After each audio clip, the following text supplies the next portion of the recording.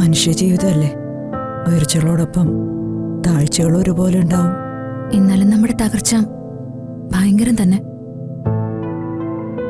അത് നമ്മുടെ ബുദ്ധിമോശം കൊണ്ട് സംഭവിച്ചു പോയതാ. മോൾ അതൊക്കെ മറന്നേക്ക്. വരുന്നതൊക്കെ വരട്ടെ, നമുക്കത് നേരിടാം.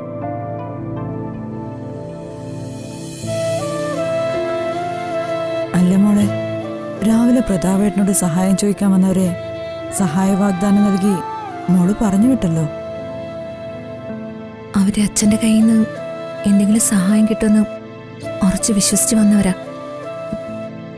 അവരോട് ഇല്ലാന്ന് എങ്ങനെ പറയും?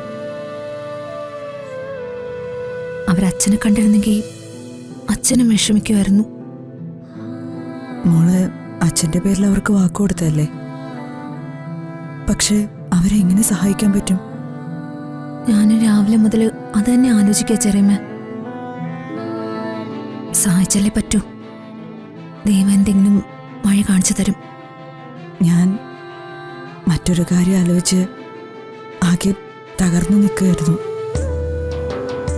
എനിക്ക് മോളോട് പറയുന്നതിൽ വിഷമമുണ്ട്. എന്നോട് തുറന്നു പറയുന്നതിന് എന്തിനാ വിഷമം? ചെറിയമ്മ പറയേ. മോളെ, അപ്പുവിൻ്റെ സെമസ്റ്റർ ഫീസും ഹോസ്റ്റൽ ഫീസും അടയ്ക്കേണ്ട ലാസ്റ്റ് ഡേറ്റ് നാളെയാ. അടച്ചില്ലെങ്കിൽ അപ്പുവിനെ ഹോസ്റ്റലിൽ നിന്നും കോളേജിൽ നിന്നും പുറത്താക്കും.